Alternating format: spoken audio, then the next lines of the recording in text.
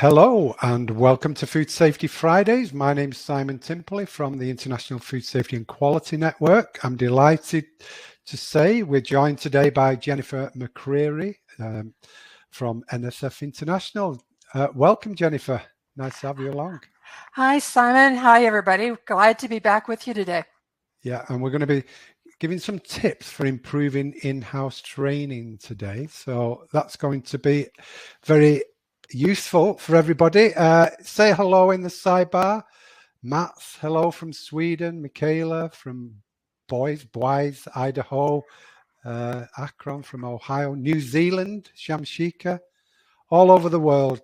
It's brilliant to see, and you're all very welcome. So I'm going to play the sponsor ads now, who kindly sponsor Food Safety Fridays, and we'll be back in 2 minutes for the presentation.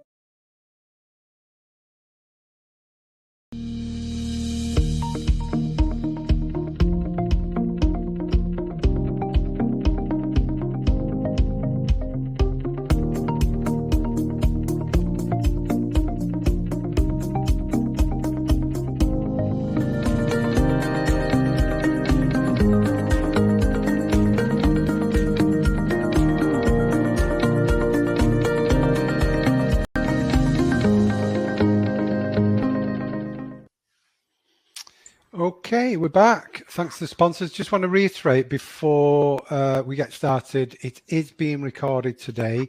So afterwards, we'll send you an email with the recording, the slides, and a nice little certificate of attendance. So, okay, I'll be back for the Q&A afterwards. But for now, I'll hand you over to Jennifer for the presentation.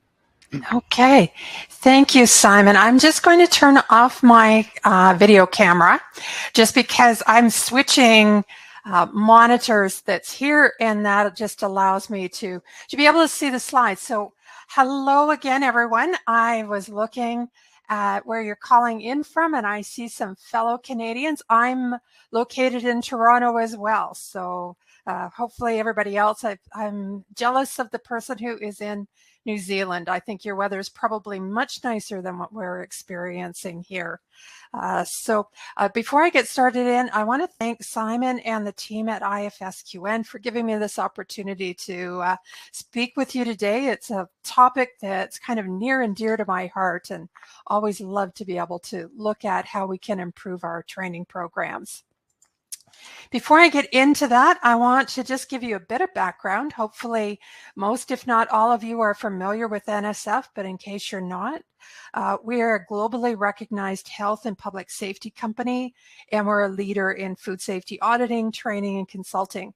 We recently celebrated, well, probably 2 years ago now, our 75th anniversary. And we're involved, as I say, kind of in that consulting. So if you were looking for help with process and product development consulting, training, to reach out to us. And where some of you may know us better is through our auditing and certification group. So again, as I say, we have offices globally with trainers available globally to deliver all kinds of training, specifically training that I'm involved with and that the trainers that I'm familiar with. We deliver a number of the different GFSI training programs, HACCP food safety programs, regulatory programs, microbiology, in place that's there. So if you, after we finish today, if you decide that you want to go with a third-party trainer, please reach out for assistance with that. So let's get started in on some of those best tips for in-house training programs. And I think one of the things that we have to watch is to make sure that our training is not just one more thing that we're ticking off the list. I doubt that anybody on the call today, because people that are looking to just tick the box for training probably aren't attending this particular training program. But what it is to look and see that how do we ensure the effectiveness of our training. There was a recent survey, probably about a year or so now, since it was done by Intertech Alchemy, and they found that they looked at that survey and they found that training deficiencies that were identified during the audit included lack of understanding by the employee. You know, the employee attended training but didn't understand what they were required to do. Late or lack of refresher training, or lack of training in specific areas, very key areas that were necessary, or that the training hadn't been updated. It wasn't current. It wasn't kind of following best practices. So what I want to do today is look at sort of what I think are 5 key components to help ensure the effectiveness of your in-house training programs that you're going through. So things to kind of look at to say, is this part of our training program? Is this something that we do? So let's start off with the first one. And this is making sure that you're aligning training needs to business needs. Well, we would like to have all kinds of training to be able to deliver. We have to respect that we only have so much resources of time and money. So we have to make sure that the training that we're delivering is effective, that it's going to address a need within the company itself. And so the first thing is to look at is to do a needs assessment. Is that before, kind of we go in, that we're setting up training to starting to develop training, we need to look and say, what is it that trainers are doing now? What's the current situation? And then what do we need them to do? What do we need the person to do? So kind of that future desired or required situation. And then the bridge that's there, that red bridge that's there, that's the training. It's really that bridge, our training bridge, is to close that gap between our current situation and our future or desired situation. And so this is why we need to look at that training. So if you're keep delivering the same training over and over again, but expecting different outcomes, that's not going to happen. And it probably means that we've already bridged part of that gap, and we need to start to look at some other situations that are there. So when I talk about a needs assessment, it can be done formally or it can be done informally, asking some questions. What is it that they're not doing now that we need them to do? Or what is it that we need to change?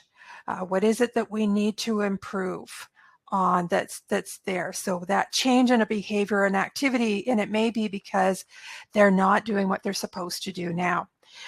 It's important that when you're doing that needs assessment, that there is some measurement that goes along with it. Whether that goes along with nonconformances, whether it goes along with, kind of maybe we do a GMP inspection and we see deviations that would be there. But we need to do a measurement, because the last thing I'm going to talk about today is going through and assessing the effectiveness of our training. If we haven't measured the current situation, it will be hard to say whether we've improved the situation, whether we've stayed the same, or hopefully that a training program doesn't negate some situations that are there. But it's not enough to say, oh, well, I'll know if it works once it's done. We have to have some sort of measurement that's there of what our current situation is. Now, when we look at that needs assessment and that gap, we also need to look and say, is it a resource issue? So, is the gap due to a lack of resources?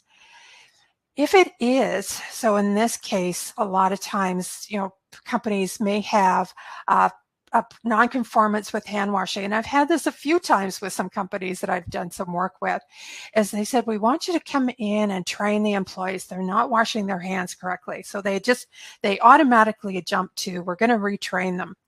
Thing is that when I went in to conduct a bit of a needs assessment with the group, is I found out that they had maybe 40 or 50 people returning from break at the same time, and they had one hand wash sink. They didn't have enough hand wash sinks to be able to meet the requirements of the group that was returning and needed to wash their hands. That's why they had taken non-conformance in that particular area. So it's important to look, is it a resource issue? Because sometimes training is not always the answer. And I know this was one area where with the third-party auditors, sometimes when they look at that corrective action, a company who is new may just say, oh, they took the non-conformance, and they'll say, well, we'll retrain everybody. Well, even that is not a corrective action, because why weren't they trained in the first place? Was it a problem with the training program? Was it a problem with the tracking of the trainers that's there? So it's always looking that, is that current situation a resource issue and really not reflecting employee behavior? It's because they don't have the right resources.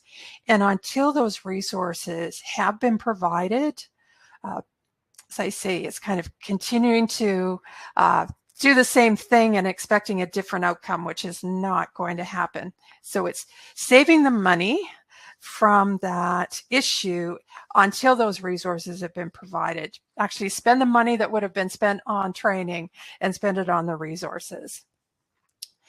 When we look not only at a needs assessment to know what training is needed, it's not only our needs assessment, but I also suggest reaching out to learners, reaching out to the people within your organization and ask them what training they need, what training that they want. And we refer to this a bit of a push versus pull. Ordinarily, our training is push. We are pushing training at the learner. We're delivering what we think they need or that's readily available, and not necessarily what they're looking for. So it's in situations that pushes sometimes when we do that tick the box situation. So think about when you are looking at perhaps putting a new training program together, a new training plan together, is reach out to the learners. And I've given a couple of anonymous surveys. We've all used SurveyMonkey or Survey Gizmo. And we've done this with some companies when I worked with them, that what it did was I looked at what all of the knowledge and the skills that were required for in a particular responsibility within a company. And so I put that in, and then I asked the learners to rate on a range of 1 to 5 where they felt that they fit into the knowledge that went along with that particular knowledge and skill that was there. And then it came back, and what it was is I was able to look at delivering the training program, kind of targeting it to the results that were a 1 or a 2, that people didn't feel that they had enough information about that particular knowledge or skill, and things that were consistently got a 5, it was like, okay, I'm not going to spend my time re-going through that particular information again. It also means that rather than keep repeating kind of GMP training that we give every year, but we know that we need SPC training or root cause analysis training, is perhaps take some of the resources, training resources from GMP, perhaps do a shorter refresher training with those, and spending some of those resources on the RCA and or the statistical process control or root cause analysis that might actually get us some improvement in our processes rather than repeating that's there. So that's that first one of saying, okay, making sure that it's going to fit a company need. The next component that I want to look at is setting learning expectations before the training begins. So ensuring that the learner understands why this training is being given, that they, focusing on that why it's relevant to them. I've had people, and now I know that this isn't in-house, it was more from a third-party training program. I've had people come to training programs, especially when we were face-to-face, 2 years, and hopefully we'll get back to that someday. I delivered my first face-to-face training this week, so that was a great chance to go through. But thinking about that third-party training and that learning expectations, I've had people who came to the training programs, and when I went around and I asked what it was that they wanted to learn or why they were there, and there would kind of be a shrug, and they go, oh, I don't know, my boss just told me to come. So if you're sending somebody to a training, there's a reason that you want them, something, you want them to learn something. So make sure that they understand what that is and have some expectations when they come back. Make sure, say, when you return, I want you to provide a summary for other people in the organization who didn't have a chance to learn. Some of the other things when we're setting expectations go along kind of building on adult learning principles. I'm sure that you've probably heard that term before, but you may not be aware of how it affects your training development and delivery. And so you want to make sure that you're matching up the training expectations with the learners. And I'm not going to go through all of these, but just kind of highlighting some of them, is that thinking about adults, we're self-directed. We need to know the benefits, the values, the purpose of that learning expectation. We need to know why it's there. Kind of, we call it the WIFM. What's in it for me? So you want to look that when you're setting up that training, that you're looking at those objectives, and that communication, that when it's going out, is that it's, not just that you're coming for training, but this is why it's being given. We learn by doing. We learn through direct experience. So making sure that the training is kind of almost just-in-time training, so that they're going to be able to immediately put that into place that's there. Giving lots of time to practice, and I've got some other examples later on as we go through, so that learn by doing that's in place, that's there. Involve them in the training development, involve them in what's going to be trained. I already talked about that when I looked at sort of having that survey of what training they need. But even having, again, back to that self-directed, if there's a variety of different training and it can be given different ways, perhaps allowing them to know, are we going to do it face-to-face? Are we going to give them exercises? Are you going to give it to a group that they then develop the training that's in place? So making sure that they're involved in that to really look at why and what's in the content. It may not be all of the learners who are going to be there, but if it's a department that you're training, make sure you're involving some of the folks from in that department, because perhaps there's some things that we think that need to be a part of the training, and they're going to go, you know what, we don't do that any longer. And then making sure it's relevant to what I do on a day-to-day basis that's there. And then my experience building. We say that change is one of the most difficult things in the food industry, especially when we're training. So if we can show how this new training is using their existing experience and building on that experience, they're much more comfortable with that learning that's in place to go forward, and they kind of are more engaged. They're understanding why this is important for them, what their role is in it, and how it's going to affect them. And then one of the things that we've seen over the last 2 years with COVID is really much different senses that are in place. We've got multi-generation learners that are in place, so making sure that your training is including a bunch of different practices, video that's there, discussions, some PowerPoints that are in place, maybe case studies, giving them a case study to have to work on and to work that out, looking up information on their phones or on their computer to go through, so that it's encouraging them and bringing in all of that different sensory learning that's there. When we look at adults, those were the adult learning principles, but we also have characteristics of adults that we need to be aware of when we're developing those training programs. Again, building back on that knowledge that they have. So what is the experience that they already have? Can we, encourage them to talk about their experiences that's there? And then thinking of that, oftentimes our learners, again, as I mentioned, we've got multi-generational learners that are in place. So we have new learners who are coming in, are really comfortable using computers and going through and looking stuff up on the internet, whereas we may have some long-term workers that they're not quite as comfortable.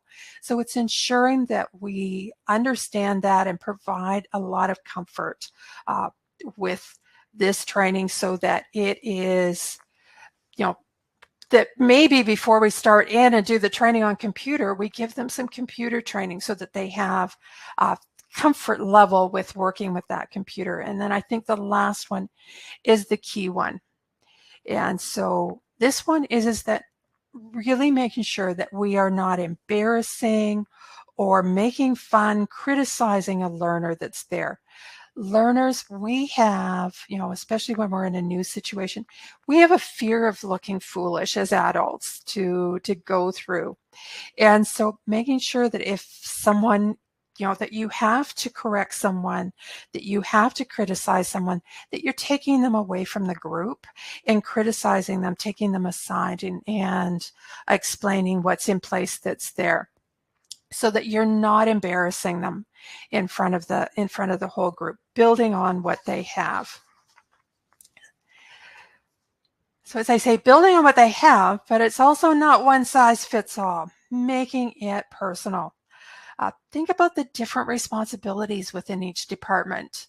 We've got sanitation people, we've got maintenance people, we've got operations. Make sure that the content, there's going to be some similarity in content, but make sure that the content reflects what they do and what their responsibilities are. And when you're fitting it together, ensure that they're not sitting through a lot of information that's not relevant to them. I was at a training program one time. It was about 2.5 hours on food safety practices and good practices that were in place. The person did make it relevant to different departments. The problem is that they did it because everyone was together. They had to do it, but at different times. So I'm thinking what it was is that the last 10 minutes was about the maintenance department and what were the practices for the maintenance department. But they'd already sat through 1 hour and 3/4, and they had lost all interest by that time. They were no longer actively listening.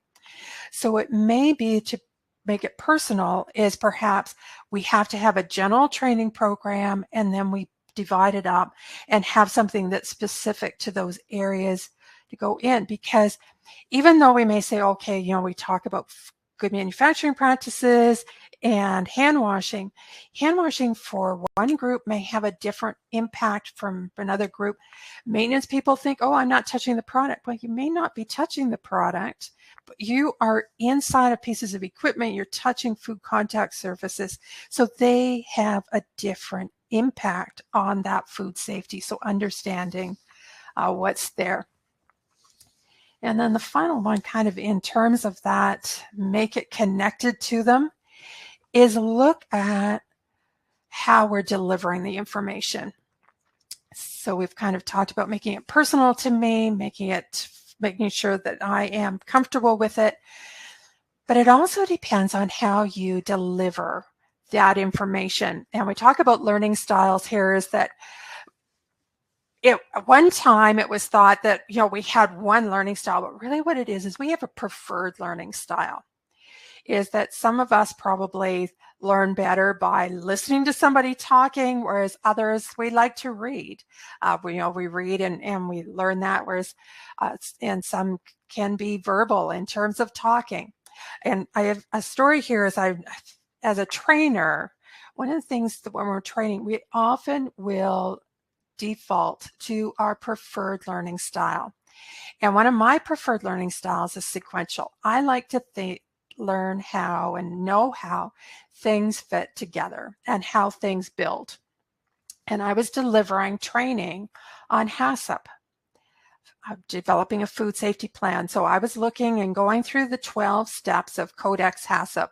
So from that team up until the records that were there, we went through the 12 steps and finally got to the 12th step, and I showed the HACCP matrix, the HACCP plan. And one of the learners in the group went, oh, finally, I know where you're getting to. He was a global learner. He was a big picture learner. So if you're a sequential, so today, what I do is I will show where we're going to get to. I will show that HACCP plan so that the global learner, the big picture person, knows where we're going to. And then I will go through the 12 steps so that person who's sequential, like myself, knows how we get there. If you happen to be a global learner and you don't provide the steps, for me, I am very uncomfortable and really have a hard time seeing how things fit together. So thinking in terms of reading, there you want to make sure that you're providing references, perhaps a workbook that people can refer to after the training so that they're comfortable. That's in place. For verbal is you want to make sure that you're including discussions, you're including questions in there, and so that you're engaging that learner and bringing in all of those different ways that they are able to learn so that you're back to that learning and those adult characteristics. You're making that learning experience as comfortable for them as you can. Okay, so we've aligned our training to the business needs. We've set learning expectations. We now need to commit to the training. So with this one is, if you remember earlier when I said about with the audit, the nonconformances, it was lack or late training, no training in specific areas, or training not concurrent, is we need to make sure that you are adjusting your training content to fit and to make sure that you're keeping it up to date, that you're keeping it relevant to the group. We know in the training and in the food industry, it may seem like we train once, but really there are 5 moments of training need. That you can see here, kind of learning for the first time. This is where thinking of a new employee that's coming in, learning about GMPs that would be there. Expanding your knowledge is that this would be someone, an example here would be someone on the HACCP team, food safety team. So they need some different information. So maybe the first time we know about critical control points, but here is they would need to know, how do we do a risk assessment? Acting on the knowledge, going in, monitoring, carrying out the activities, sanitation or preventative maintenance. Problem solving is when deviations occur and we need to do corrective action. And then changing is that there's been a change, maybe a change in the standard or the regulations, Or what happens sometimes is our current behavior is not what it should be because there were no consequences. They weren't following what was in place. 1 and 2 are what we call formal training. 3, 4, and 5 are informal training. These happen more likely on the job that's there. And I go through this because sometimes we spend all of our resources on 1 and 2, on the new and the expanding, but really that informal learning, that application, that solving if the problems or that change, 75% of what people learn is done informally. It's done through, we may set up a training program, but we have, the supervisors who may be contradicting what we have. We have people who may not have really understood the formal training that we gave because we didn't follow those good adult learning practices and following learning styles. So now they're watching what other people do. And if other people aren't doing it correctly, then they may they're going to be following those poor practices. So it's important when you are setting up your training plan is that you plan for this 75%. So how are we going to make sure that workplace learning is as effective and that we're going to have it done right? So it's looking at, do we have shift change meetings? So can we produce, I've heard them called toolbox meetings, shift change meetings that are there. So when you're developing the training program, plan for this. Develop some 1-point lessons for supervisors and team leads based on the training that you're giving that's there. Thinking of what are the key points. You're not going to go through the whole training again, but what are the really key points that you want those folks to learn? And then put together why they're important, some speaking, talking points for the supervisors, the lead hands, and then an explanation of what the consequences and the expectations are for that.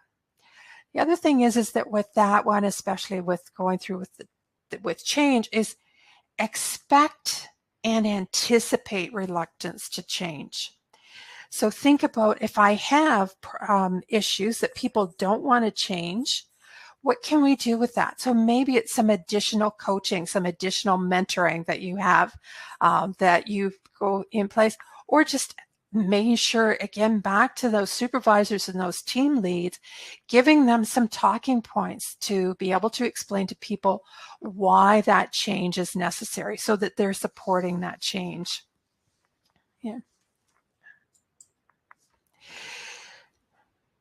For all 5 stages of learning, we need to identify what is the knowledge, what is the skill, and probably attitude. That we really have started to see this in the last few years as we've spoken about food safety culture, that attitude or that behavior, because we can give people the knowledge and the skills, but are they following it? And you can see here from driving a car, the knowledge is the test that they wrote, that they studied for their driver's exam, their driver's test. They have the skill, so they've got the practice that's in there. Attitude is that, are they talking and texting while they're driving?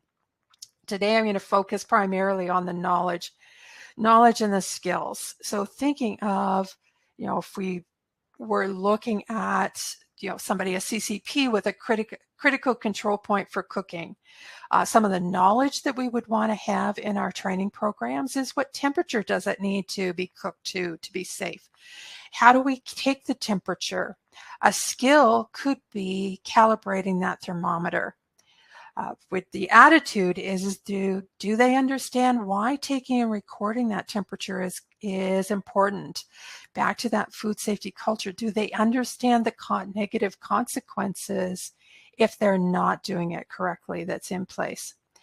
So while we should have hopefully identified those during our needs assessment, we need to look at them again when we start into that developing our commitment to training, to make sure that they fit into and that the training is going to be effective. So I'm going to talk about knowledge first. Again, there can be a lot that we have to go through, but we don't have unlimited time. So we used to refer to things about need to know. And so depending on the time that you had, you had to make sure that people had the information that they needed. There was nice to know, but it wasn't something that people was absolute for them to be able to carry out their role. So think about a HACCP team. When I started teaching HACCP 25, 30 years ago, we always talked about NASA and how NASA was involved in the original HACCP plans in 1960.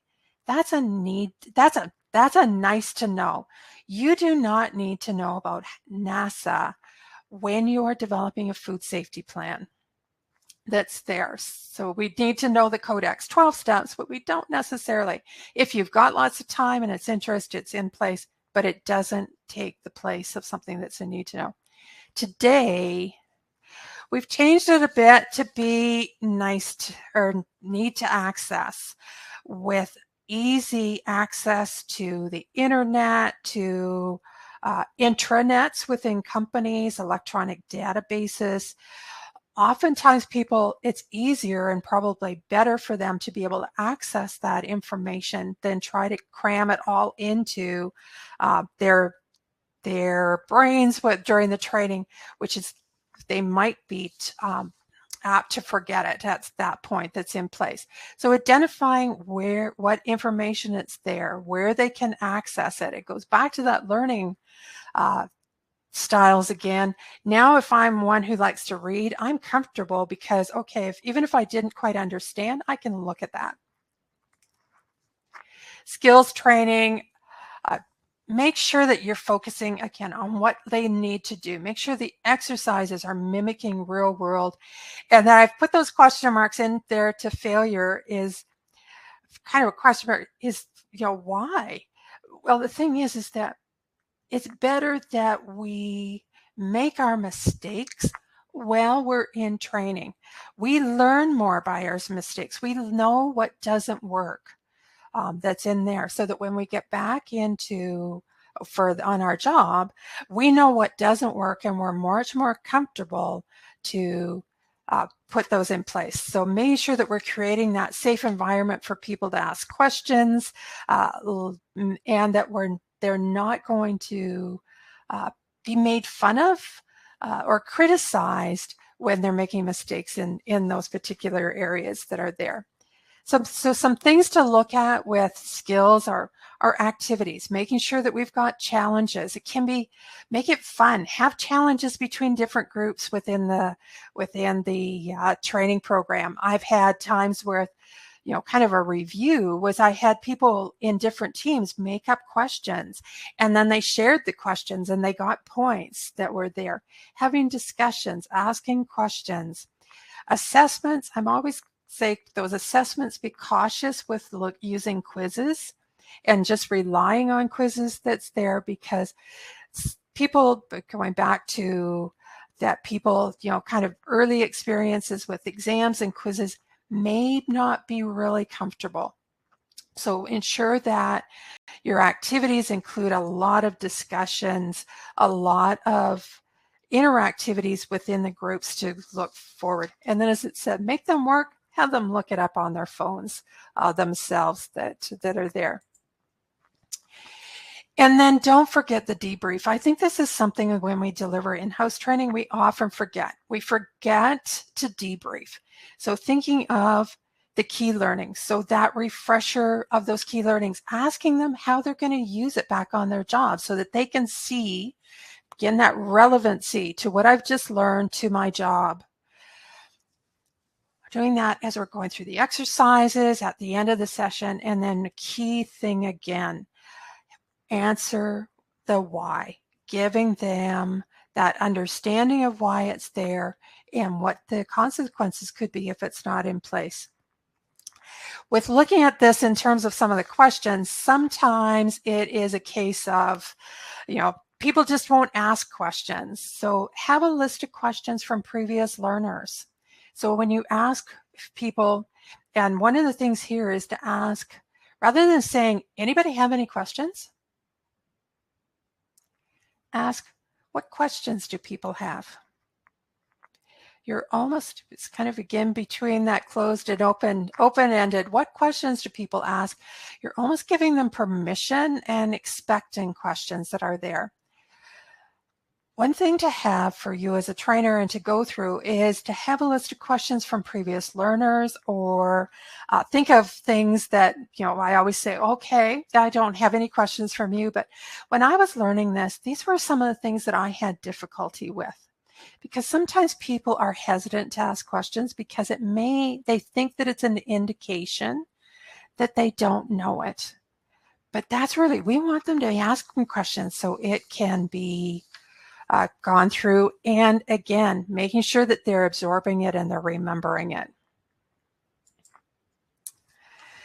And that remembering it and emphasizing practice is so important that I'm going to make it a one on its own. Number 4, want it to become a habit or firmly based in our long-term memory. And so with one of the reasons why we want to have that practice is because of something that we have that we call the forgetting curve. Probably some of you have seen this, InHouse. InHouse was an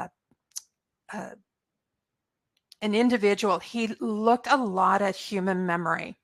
And he found in his studies that people rapidly forgot. You can see there that, immediately they're going to know 100%. Within 20 minutes, they've forgotten 40% of what you've gone through. An hour, and look at that. The next day, they've forgotten almost 70% of what you talked about the day before. And so it's not exact, but that speed of forgetting also depends on the difficulty. It depends on the repetition within the course itself. It depends, again, back to that debrief, why that debrief is so important. And then factors such as stress and sleep. Please do not say, we're going to deliver the training when people come off shift. They're tired. They're ready to go home. Make it, kind of shift change, but have it at the beginning of shift so that they're fresh. They're thinking of that going through.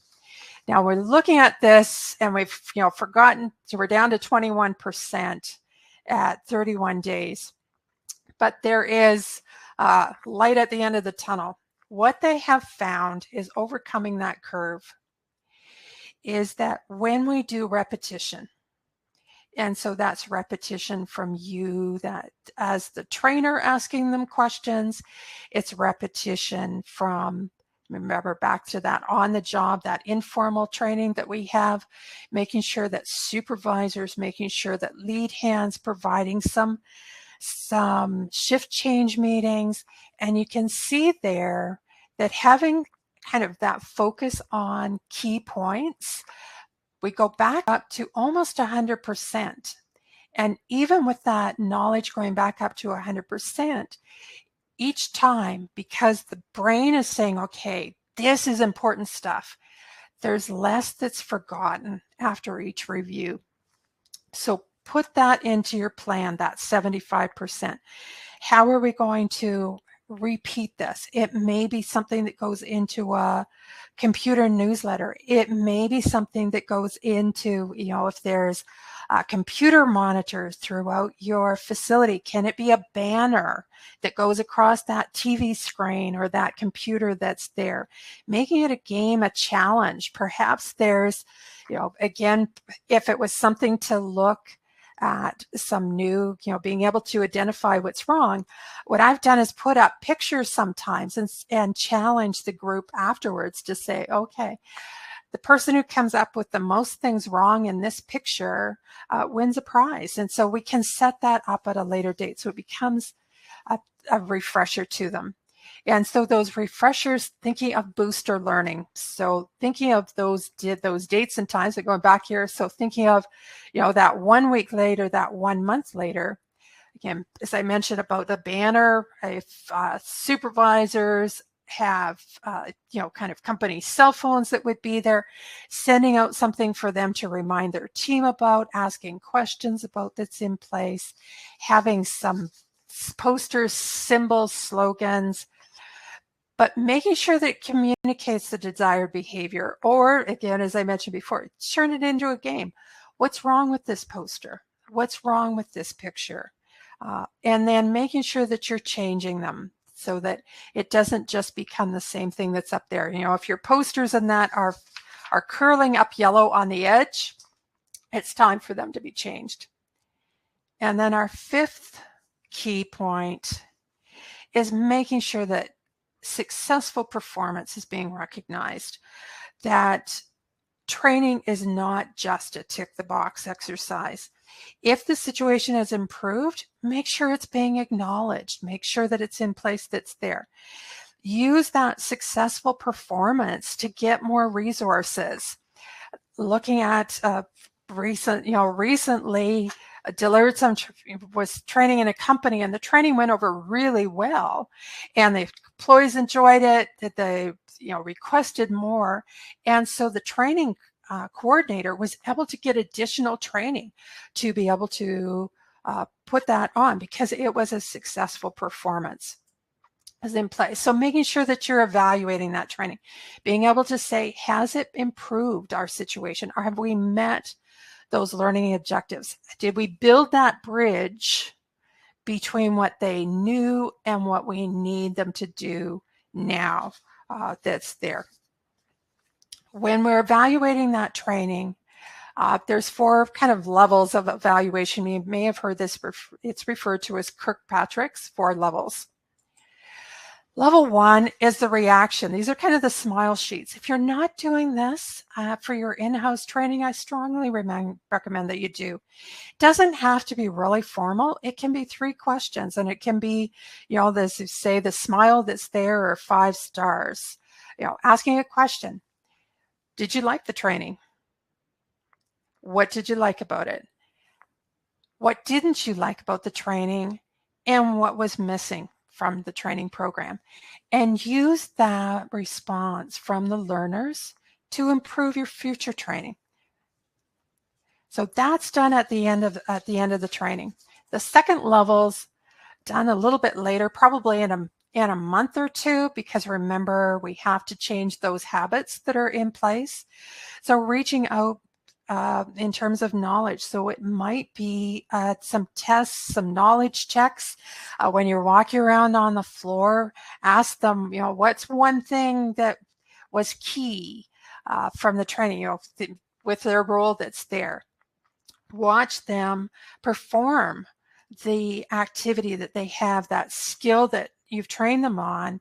And then the attitude, this is one, again, I mentioned about with food safety culture behavior, is that put it in as part of your internal audit. Asking them that employee interviews, those conversations that you have during internal audits. We often will ask people what they do to explain what they do.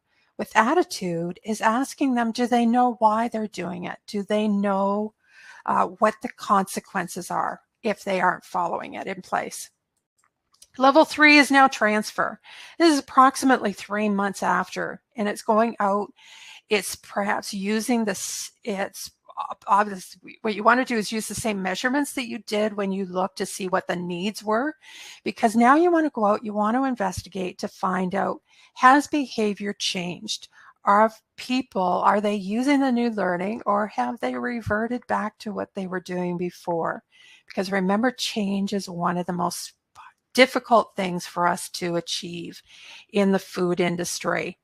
If they've gone back to what they were doing before, it may not be that you need to retrain the employees, but maybe it's to have training. We've got a different training group this time, is look at training for our supervisory staff and our team staff on coaching, because they're the ones who should have been kind of reinforcing that training that was there.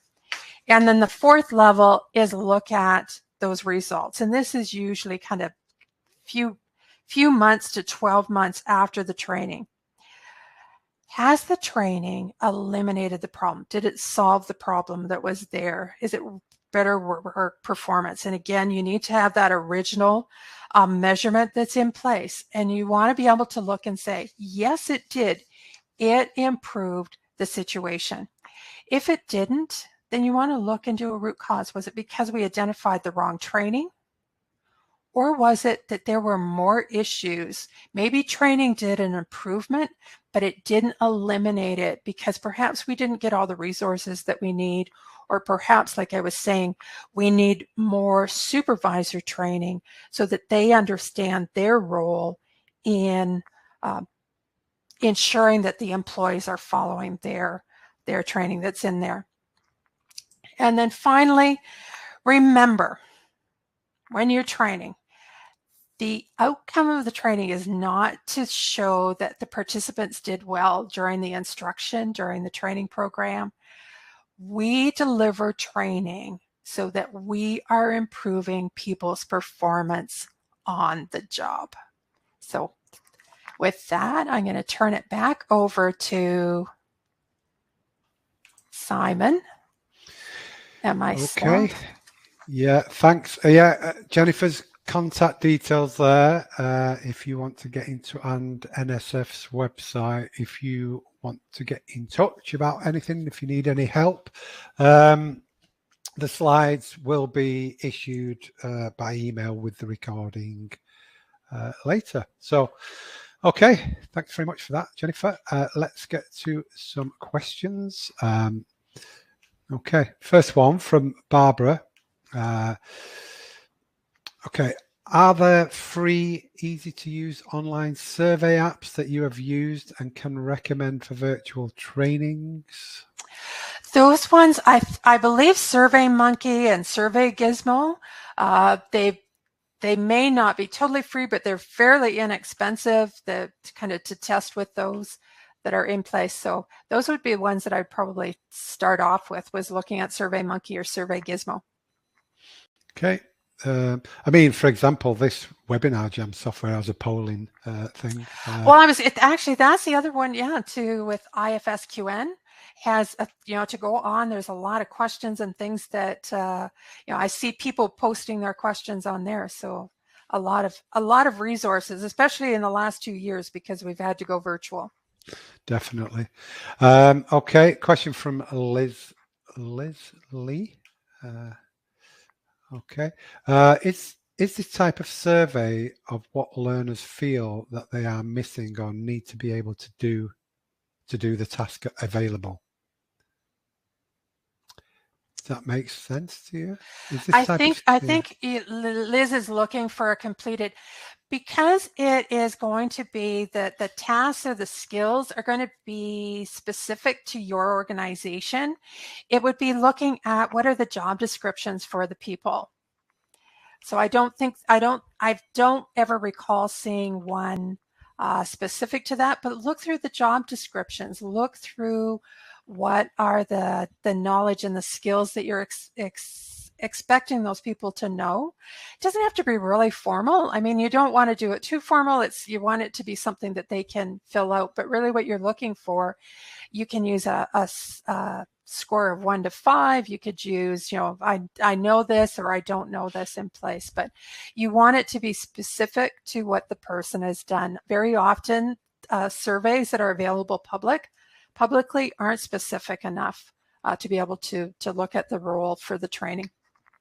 Okay, question from Francis. Are these factors contributing to food safety culture of an organization?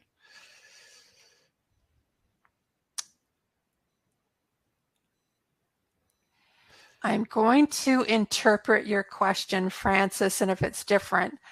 I think with food safety culture, we know that training is a key foundation of food safety culture.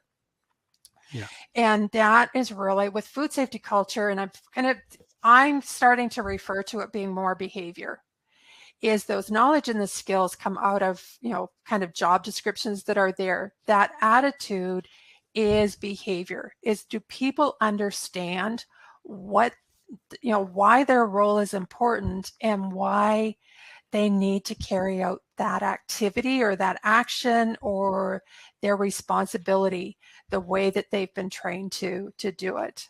So I'm thinking that with that one, I'm going to say training is a very key factor in food safety culture. For sure. Liz Lee, when we are looking at informal training, how do we ensure the information is consistently delivered? That's where you want to have kind of, I call it a 1-point lesson. Put together information, because often those times those ones that are informal, it's a supervisor. So what I've done, and I know people who've done this, they put together 1 or 2 points for the supervisor or the lead hand to speak to emphasize. It's, they're maybe spending 10 or 15 minutes or 5-10 minutes on it, so that here's the 1 or 2 points that I want you to emphasize with your team. Here's why those points are important, that is there. Here's what could happen if we're not following that practice, and consequences for the individual for their behavior. And so it is giving them, the supervisor, the lead hand, the information, so that you've got that consistency. So it is consistent with the original formal training that you gave, and that it's consistent between all the different people who are there. It's the same, kind of the same message that's being given. Yeah.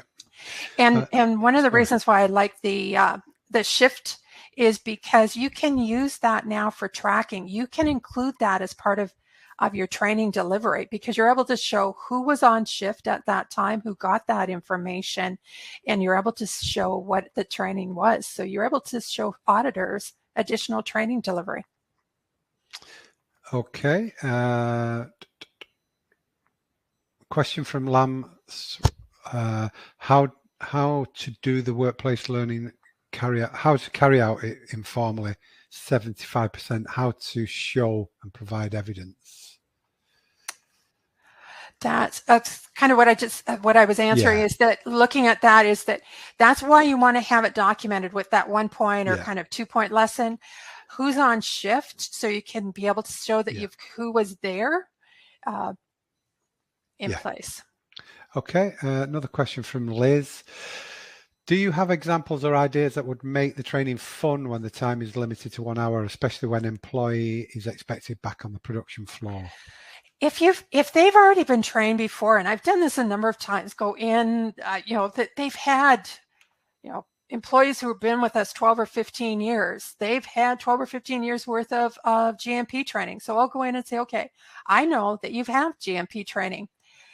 I'll split them into groups and say the group that comes up with the most unique, with the most GMP practices and the most unique GMP practices wins, and there's a prize. Okay. So it is that refresher. So now they're having to go in and think about what they've learned, and they're writing, and what it is that I'll have it on flip charts, so that to go through, or I've shown videos and say, a short video that has a lot of bad practices in it, and say the group who is able to identify the most poor practices wins a prize. Yeah, everyone likes prizes. Yes. Ishtiaq, in line with our business goals, how do we measure the effectiveness of our internal training program? Part of it is that, as I say, training should be delivered to meet a business need. So what is something, is it that you are making a change? Are you putting a GFSI program in place? Or are you having to correct some behavior that's there? So it's going to, in terms of the measuring, it's going to depend on what the needs assessment is. Because if it's a poor practice, I'm going to use hand washing. You would do some GMP inspections, watching employees, and measuring how many employees don't wash their hands correctly in a set period of time. Then delivering the training, hand washing training, effectiveness there, and then going back and measuring, okay, have the number of employees properly washing their hands, has that improved? It could be the same, to go through and to look at some other skills, thinking of sanitation, if we had poor sanitation, is that showing up in our environmental monitoring program? That we're getting hits there. So maybe do the sanitation training and then do some more environmental monitoring to see if there's been an improvement. Yeah, good. Edwin, what would be a reasonable mark out of 100 to be used to declare competence? I think you're probably referring to test. I'm going to give you a story, and I realized, Simon, I'm going over here. I'm going to give you a story. I delivered training to a company looking at GMP training, of which part of the GMP training was glass prevention in the facility. I had the group, I had supervisors in the training. We went through it. I gave them a test at the end. I was congratulating myself. I thought I was a great trainer because everybody did really well on the training, and went down into the production area to find one of the supervisors who had just attended the training with me, who got 100% on the quiz, hanging glass Christmas bulbs over top of the production line. So competency isn't always a mark. Competency is looking at, does that person know are they able to demonstrate the knowledge? Are they able to demonstrate the skills? Are they demonstrating the attitude that they understand why that's important, that's there? Quizzes and tests are fairly easy, and ones that it's easier for us to show auditors, but tests don't always show or demonstrate competence. Okay. 3 questions left. Shall we quick fire them if we Sure. can? Tuan, you emphasize the debrief at the end of training. Is that a moment to just summarize the training or ask from the learners if they got the what, when, and why out of the training? The second one. You want to know that they understood what, when, and why. That's Brilliant. there. Robert, a challenge is a temporary staff. Supervision is important as food safety is a legal requirement. Your supervisory staff, and I find that that's one of the big gaps that we have. We give supervisors the same training that we give frontline staff, but then we're expecting supervisors to supervise and oversee and understand and correct people's activities, but we don't always give them the background to be able to explain to people why. So I love being able to give supervisors additional training. Say, okay, here's the practices, but here's why. Here's how you explain it to people why they need to follow that practice. Yeah. So yeah, and especially when you're working with temporary staff, Robert, is that supervision is so key, that they understand that they are responsible. Remember, that's 75% informal. That's the supervisor role. Yeah, sure. 2 questions on frequency. Frequency of food safety culture questionnaire. Oh, this is a hard one for me. You know what? People use that questionnaire and they go, okay, I've done my food safety culture. That questionnaire is only one of the tools. What it would be is that maybe what you want to do is that food safety culture, because sometimes with the questionnaire, people know what they should be answering. They're answering with what they think the answer should be. They're not actually answering with what's happening in the facility. So it's one of the tools to go through to look at, kind of current situation, perhaps give the training and then have the questionnaire later. But I think as well is to go out and just on site, look and see, has that, one thing is, as I said, with the internal audits, is use your employee interviews, the questions that you're asking of employees, kind of build that behavior and that from a food safety culture into that internal audit. For those of you who, and anybody can have access to it. It's FSSC Foundation. On there, if you go into the scheme, the documents, these documents are available. They have some guidance documents that look at food safety culture. They look at some questions to have for food safety culture. It's the same thing with the SQF Institute. SQFI has a resource page with food safety culture questions to ask. I know BRCGS does as well. So that was a longer that frequency, but the questionnaire is not the only thing that's necessary. Okay, very, very final question from Nancy. How frequent should a seminar about owning the job be conducted to make it more effective? I'm going to give an answer. You're going to hate Nancy. It depends. It really does. It goes back to that needs assessment. If people are doing what they're supposed to do and they're in place, that they're carrying it out, why are we bringing them back in for refresher training? It may be that it's in place, but maybe we need to change that's there. So think about that frequency. Are people not doing what they're supposed to do? Has it been a change that we need to bring them in to learn about? Or is it a case of back to that forgetting curve? Maybe we need to do some refresher in kind of monthly and not a full training again, but just bring it back to the front of people's minds. So that brilliant. Well, we've achieved 100% of all the questions, and I'm not looking to see if there's any more. So we've achieved it, drawn a line under it. So thanks for your time today, Jennifer.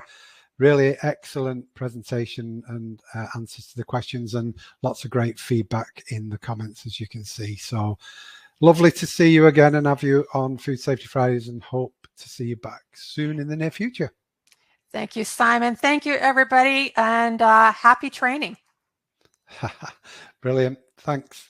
Right. I've issued you a certificate in the sidebar. You can click to download that now. You can either print and sign it yourself or open it in a image editing software such as Microsoft Paint and just type your name in there with the text. That's it. Have a great weekend, everybody. Happy Friday, best day of the week. In the UK now, the spring's in the air, the flowers are coming out, the sun's shining. I've got over COVID. You know, it's all good. Take care, everybody. Thanks, Simon. Bye now. Bye.